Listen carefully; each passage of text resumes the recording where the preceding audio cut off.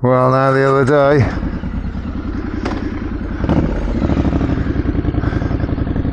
it's happened a few times actually, but I was kind of on the edge of a conversation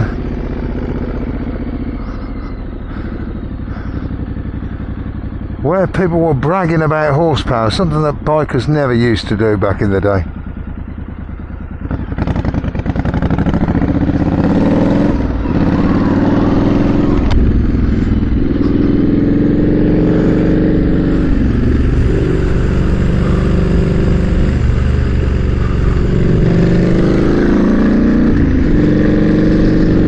And there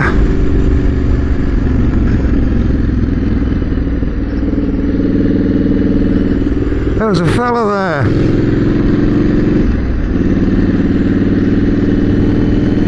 on a 600cc sports bike. Everything else was bigger. I think everything else was bigger actually. There was parked outside where it was in a little cafe on the edge of Wales. I wasn't filming, unfortunately, but I think his bike was, cubic capacity was the smallest there. It certainly wasn't the lowest horsepower there.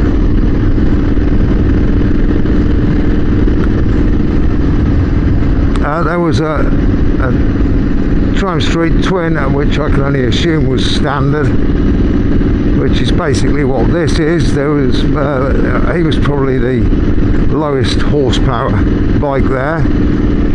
I was probably I don't know what sort of brake horsepower at 600cc. It was a Kawasaki 600. I don't know what sort of horsepower those things kick out, but I mean they're pretty damn rapid bikes. The track day people love them. Anyway,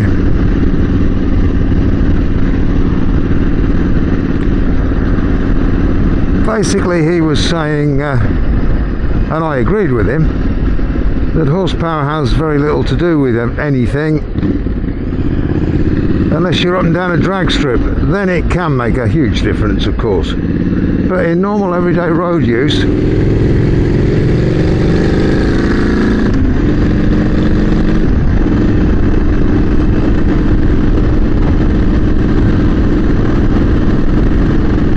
it's unlikely to make much of a difference.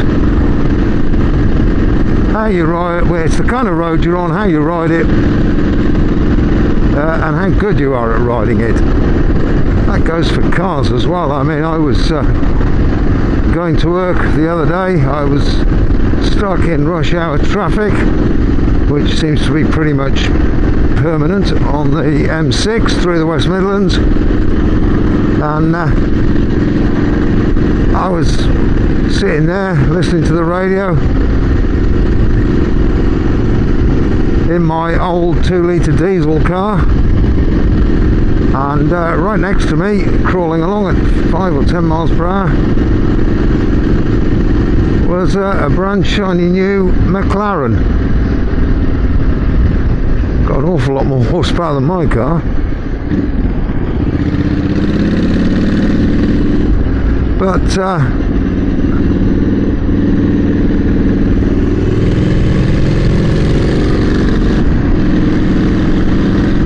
we were doing the same speed. Nobody was, he wasn't going to get ahead of me because of the weight of traffic, so a lot of the time it's going to make absolutely no difference. And bikers never used to brag about, you know, there were never any pissing contests about brake horsepower.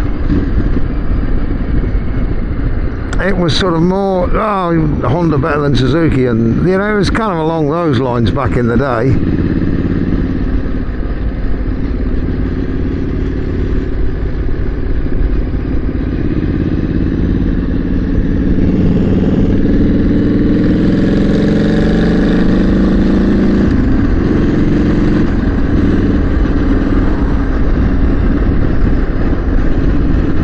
Used to be the car boys that did that, the boy racers, and still do that. But the bikers have started doing it, and I don't know, I thought you guys were more sensible than that. low power unless you're on a drag strip doesn't necessarily make a whole lot of difference.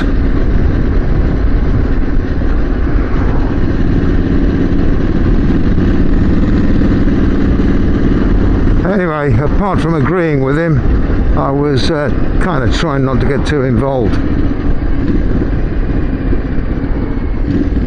I was just listening. The majority were against him. I should have stood up and defended him really, and said no, he's right, but I didn't.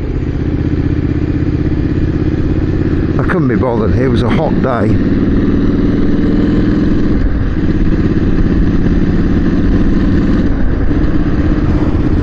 I was just glad to be sat down in the cool for a few minutes. Now, talking about which, we've gone back to normal summer and has been resumed in the UK. We're now at average normal temperatures. It's bright, it's sort of sunny, and it's dry, and it's much more comfortable.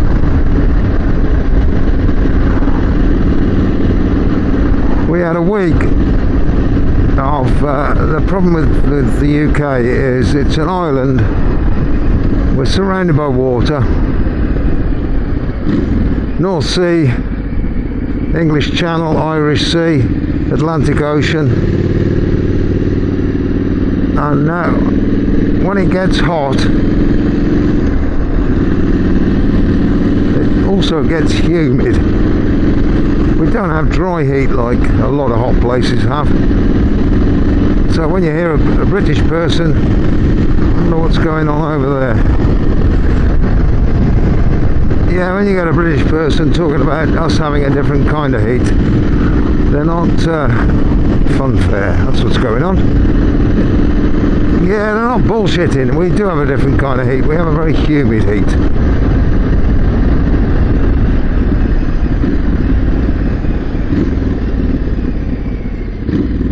Which is pretty damned uncomfortable, if I were to be honest. I'm not a big fan of humidity. Heat, great. Humidity, not so much.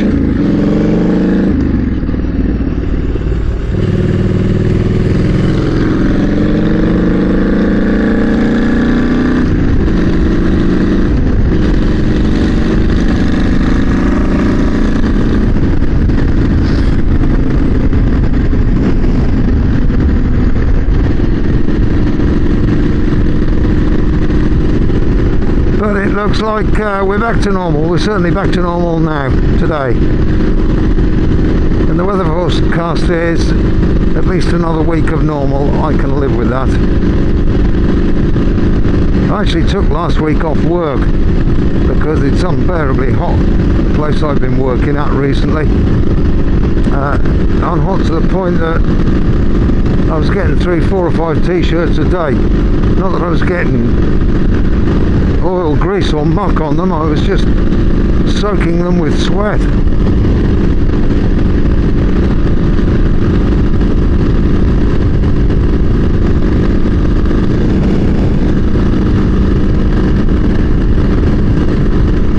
So what else new has happened? I haven't used my CCM for a long time.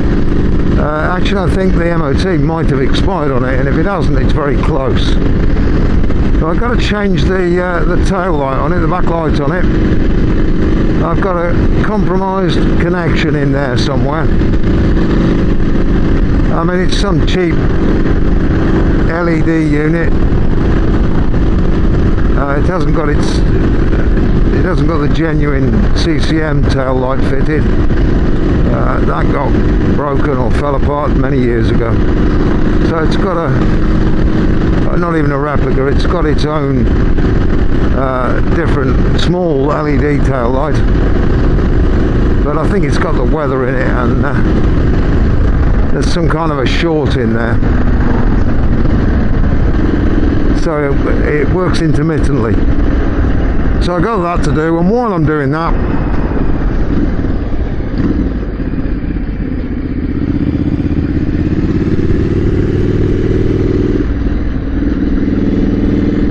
I'm going to fit I've got a front mudguard, a lower front mudguard that hugs the front wheel. But I got to make some bracketry up, and it's all thought out and designed and written on the back of a fact packet, and it's something I'm sure I can do. I've just got to get round to doing it. I got a tyre for this. I can't remember whether it was last week or a couple of weeks ago. I started doing my tyre shopping, and I showed myself outside Sticky Stuff, local to me. And they were a very good price, but I actually managed to get a better price on.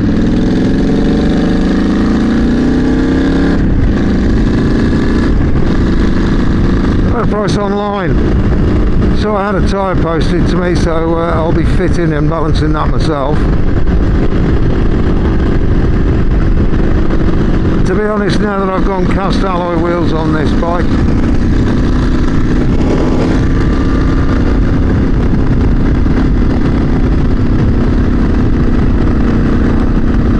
it's a lot easier now that I haven't got to mess with an inner tube. But even with an inner tube, you know, it's pretty straightforward. It's not a difficult job changing tyres. A lot of people get fazed by it. I think it's probably because I used to ride motocross, and we were forever changing tyres then. If we were on a rocky circuit, you know, you could wear a set of tyres out in one event.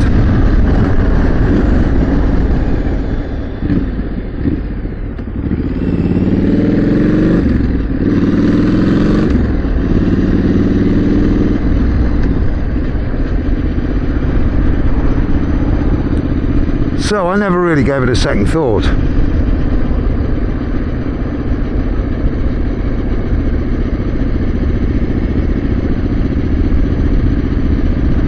And like I say, with tubeless, it's a hell of a sight easier. In fact, I've always found getting the old tyre off more difficult than putting a new one on. There are certain things you can do to cheat getting an old one off.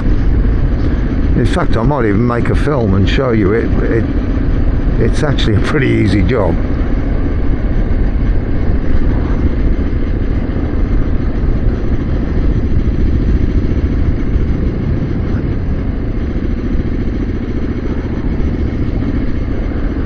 But I don't know when.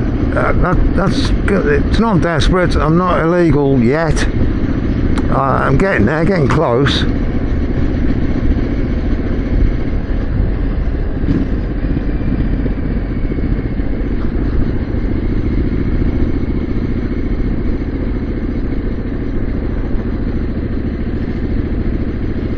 And I went for a Metzler Torrance, which is what was the original fit on this bike anyway. That's another thing. Now, online, I think people are just looking for justification or excuses to put aggressive looking knobbly tyres on their Scrambler, which is not really an off-road bike. And a lot of people complain about Metzler Torrances, about them the big one I read a lot on the online pages are all they tramline on the joints in roads. Well, newsflash, every bike I own now, every bike I've ever owned, has done the same regardless of what tyres on it. If you hit those road joints, which sometimes you just can't avoid, then the bike does tend to twitch a little bit over them. That's just the nature of the beast. Because I think Metzler Torrance tyres are very good. Not too soft that they wear out in 5 seconds flat. Not too hard that they don't grip and they slither around.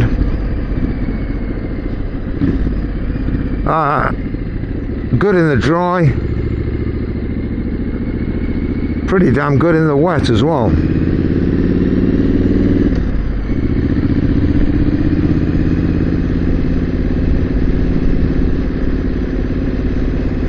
So that's where I'm going with that. But right now I'm going for a drink of the non-alcoholic variety.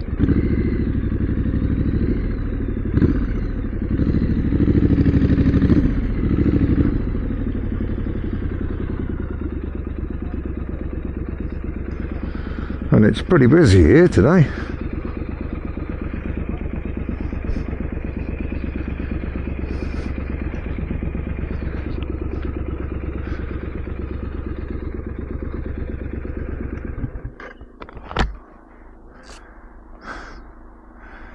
Hopefully they're all sat out here and not all queuing up inside.